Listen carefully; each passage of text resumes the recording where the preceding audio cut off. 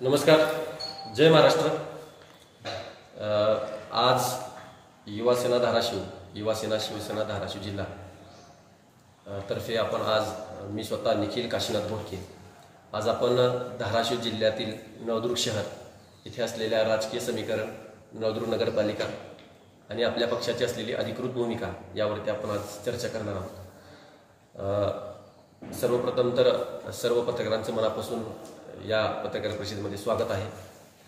तर मुळात आज पत्रकार परिषद घेण्याचा मुख्य उद्देश हा होता की गेल्या 5 वर्षामध्ये कुठल्याही प्रकारची नगरपालिका झाल्या नव्हत्या किंवा त्याचं राजकीय वातावरण कुठल्याही प्रकारचं तयार झालं नव्हतं, परंतु परवा निवडणूक आयोगानं घोषित केलं की आता येणाऱ्या 2 महिन्यामध्ये इलेक्शन्स आपण घेऊ आणि त्या अनुषंगाने महाराष्ट्राचे लाडके उपमुख्यमंत्री, शिवसेना पक्षाचे पक्षनेते माननीय सन्माननीय श्री एकनाथजी शिंदे साहेब, तसेच धाराशिव जिल्ह्याचे लोकप्रिय कर्तव्यदक्ष पालकमंत्री सन्माननीय श्री प्रतापजी सरनाईक साहेब यांच्या मार्गदर्शनाखाली आज धाराशिव जिल्ह्यातल्या निवडणुका लढवण्याचा निर्धार शिवसेना पक्षाने केलेला आहे।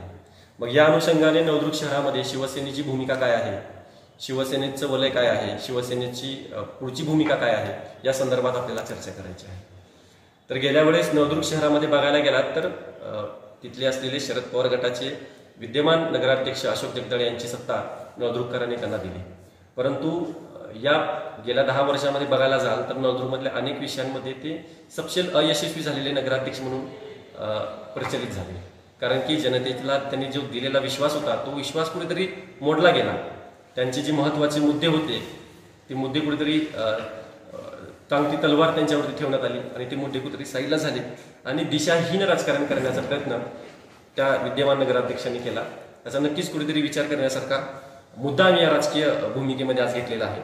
याच्यानंतर नवदुर्ग नगरपालिकेचा विचार करायला गेला तर भारतीय जनता पार्टीचे म्हणजेच विद्यमान आमदार तुळजापूर विधानसभेचे माननीय श्री राणा जगदीशसिंह पाटील यांच्या नेतृत्वाखाली महायुतीनं चांगल्या प्रकारे काम करण्याचा प्रयत्न या महायुती सरकारच्या काळामध्ये कार्यकर्त्यांनी केला, तिथल्या असलेल्या नगरसेवकांनी केला, परंतु हे करत असताना आम्हाला वाटायला लागलं किंवा शिवसेनेचं वलय हे खूप वर्षापासून आहे।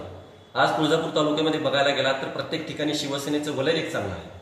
मग या शिवसेनेच्या वलयाचा फायदा कुठेतरी आपल्या कार्यकर्त्यांना व्हावा, या जनतेची सेवा करण्यासाठी व्हावा, यासाठी आम्ही शिवसेनेचे सर्व पदाधिकारी, युवासेनेचे पदाधिकारी यांनी भूमिका घेतली की दादा यावेळेस आम्हाला लढवायची निवडणूक ती स्वतंत्र की एकत्र हा जरी प्रश्न गंभीर असला तरी पण स्थानिक स्वराज्य संस्थेच्या निमित्ताने जे आमचे पालकमंत्री आहेत, वरिष्ठ आहेत, पक्षश्रेष्ठी आहेत त्यांच्याशी चर्चा करून लवकरच याच्यावरती आम्ही भूमिका घेणार आहोत। यानंतर आपण हे तुम्हाला दाखवतोय, आज आपण आपल्या पक्षाचा एक नवदुर्ग शहरामध्ये विकासाचा मॅनिफेस्टो जो की आपण हे मी करून दाखवणारच हे तुम्ही बघताय।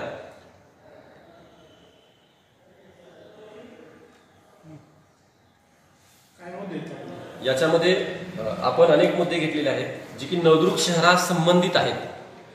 तर सर्वात महत्त्वाचं आहे नवदुर्ग शहरामध्ये असलेल्या वसंतनगर आणि दुर्गानगर येथील महत्त्वाचा विषय। इंदिरानगर, वसंतनगर, दुर्गानगर हा गेल्या 30 वर्षापासूनचा संघर्ष आहे। येथे वसंतराव नाईक यांच्या काळामध्ये जो बोरी धरणाचा भाग कुठेतरी जमीन हस्तांतरण करण्यात आली किंवा अधिग्रहण करण्यात आली शासनामार्फत, तिथे असलेले तांडे असतील, तेथील समाज असेल त्यांचं कुठेतरी पुनर्वसन हे वसंतनगर येथे करण्यात आलं आणि तिथे वसंतराव नाईक यांचं नाव देण्यात आलं, परंतु 30 वर्षामध्ये या लोकांचे कबाले जी की जमीन त्यांच्या हक्काची आहे ती जमीन कुठेतरी या लोकांना भेटली नाही। गेल्या वेळेसचे विद्यमान नगराध्यक्ष अशोक जगदाळे यांनी त्यांना वादा केला की अरे आम्ही हा विषय मार्गी लावू, परंतु 10 वर्ष झाली हा विषय काही मार्गी लागला नाही। मग यावरती आम्ही अभ्यास केला की म्हटलं मग यांच्या मार्फत लागत नाहीये, मग याच्यामध्ये कुठे अडचण येत आहेत। तर आम्ही जेव्हा अधिकाऱ्यांशी चर्चा केली तेव्हा असं समजलं किंवा त्यांच्या मार्फत कुठल्याही प्रकारचा पाठपुरावा, कुठलाही पॉलिटिकल प्रेशर किंवा त्याच्या मागचे पाठपुरावा करण्यात अपयश ठरले। मग आम्ही ठरवलं की बाबा जर असं महत्त्वाचा विषय जर राहत असेल तर यावेळेस ही भूमिका आम्ही मांडणार। महायुती सरकारमध्ये असेल, एकनाथजी शिंदे साहेबांच्या नेतृत्वाखाली हा विषय आम्ही ऐरणीवरती आणणार आणि या मुद्द्याला गवसणी देत याचा जो कबाल्याचा विषय आहे तो कबाल्याचा सर्वात महत्त्वाचा मुद्दा आपण आपल्या हे मी करून दाखवणार वचननाम्यामध्ये घेतलेला आहे। यानंतर आपण घेतलेला आहे क्रीडांगणाचा विषय। नवदुर्ग शहरामध्ये बघायला गेला तर जवळपास तिथले अनेक तरुण आज बेरोजगार आहेत, तिथे शिक्षणाच्या संध्या नाहीयेत, जे तरुण 10वी पर्यंत शिकतात त्यानंतर जे बाहेर जातात स्पर्धा परीक्षांची तयारी करण्यासाठी, त्यांना कुठल्याही प्रकारचं क्रीडांगण उपलब्ध नाहीये. तर मग या क्रीडांगणाची सोय व्हावी यासाठी आम्ही एक नवीन येणाऱ्या काळामध्ये एक उपाययोजना करण्यासाठी आम्ही एक नवीन प्लॅन तयार केला की शासकीय स्तरावरती जेव्हा आम्ही आमचं सरकार आणि आमचं तिथं सत्ता स्थापन होईल तेव्हा सर्वात पहिलं जर आपल्याला प्रश्न मार्गी लावायचा आहे तो आहे तिथे असलेले 10 एकर क्षेत्र क्रीडांगणासाठी तयार करण्याचा प्रस्ताव आम्ही करू असं आम्ही जाहीर केलेला आहे.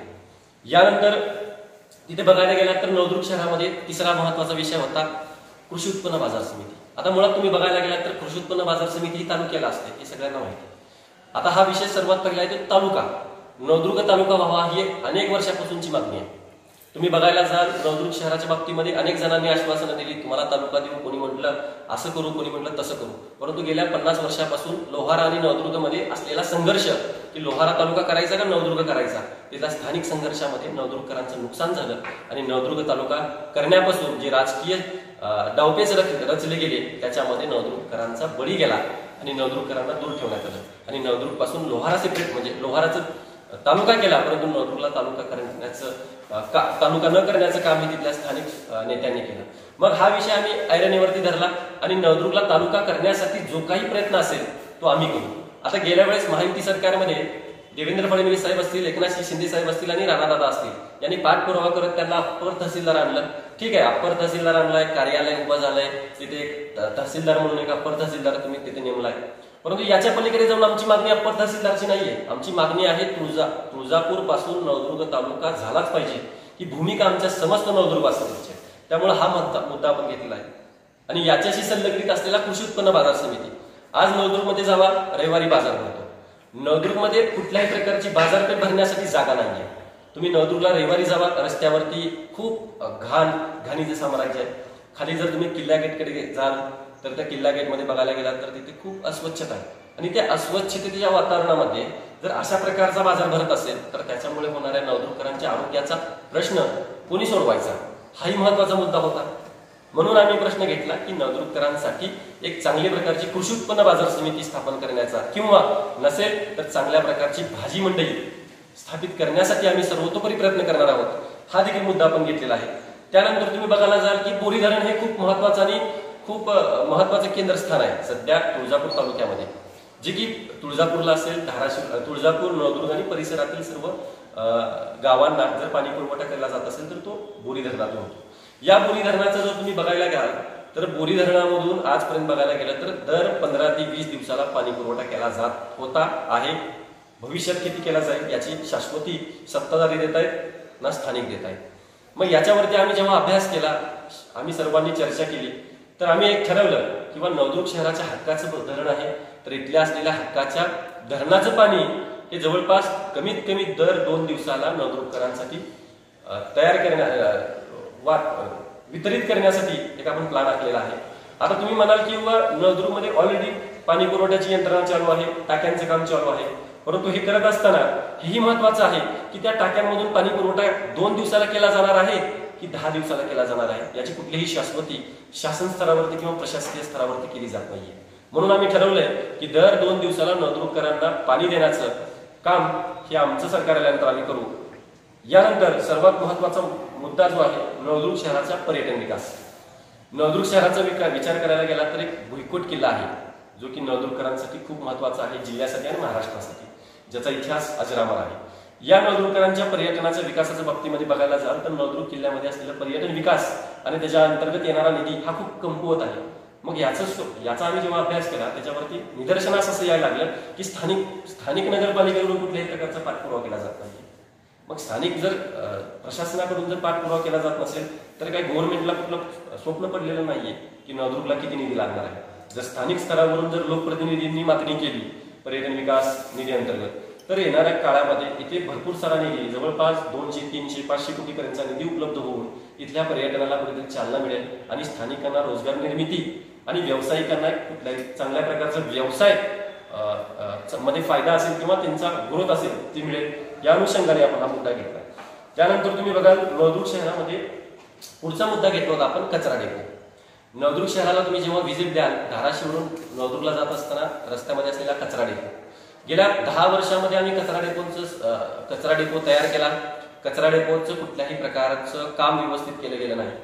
कचरा अस्ताव्यस्त अवस्थेत पडतो. त्याच्यामधून निर्माण झालेली दुर्गंधी ही शहरातच निर्माण होते आणि त्याच्यामधून निघणारा मिथेन गॅस जो की इट इज व्हेरी पॉइझनस, म्हणजे खूप धोकादायक आहे मानवी शरीरासाठी किंवा परिसरातील वन्यजीवांसाठी.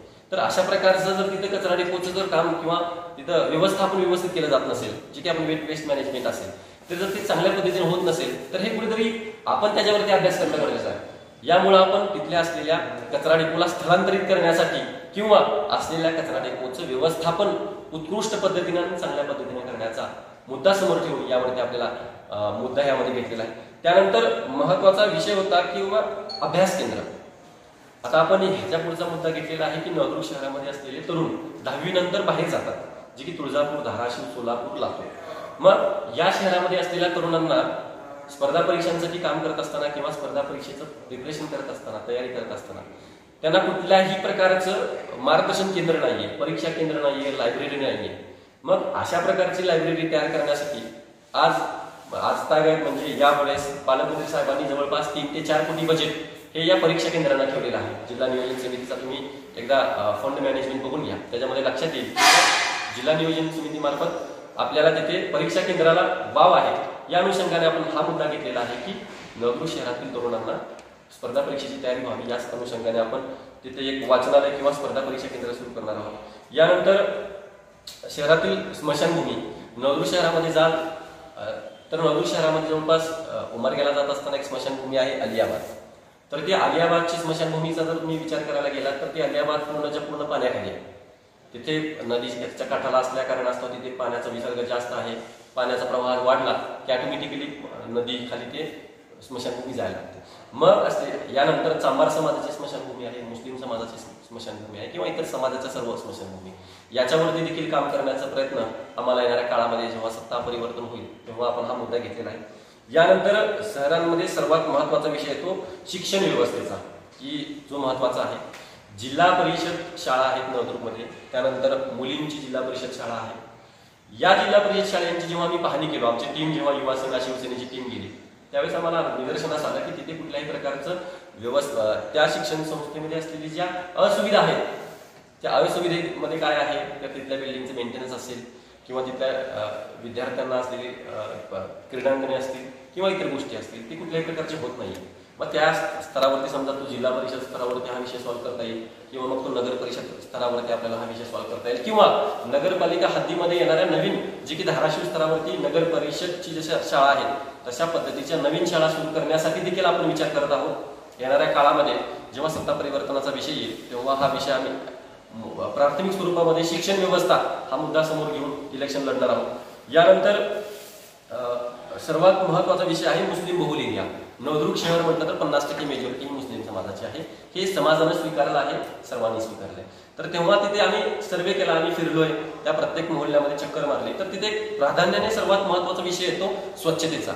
मग नळदुर्ग शहरामध्ये असलेल्या नगरपालिकेचे काम करत असताना गेल्या 10 वर्षामध्ये जर मोहल्ल्यामध्ये घाण असेल, तिथल्या मुस्लिम परिसरामध्ये जर घाण असेल, रहीमनगरमध्ये असेल, काजीपट्टा असेल, कुरेशी गल्ली असतील किंवा हत्ती गल्ली असेल, ह्या मुस्लिम बहुल एरियामध्ये जर सर्वात मोठी दुर्गंधी जर येत असेल किंवा तिथं अस्वच्छता असेल तर मग तिथल्या नागरिकांनी जगायचं कसं? मग तिथल्या नागरिकांचा प्रश्न उपस्थित होतो.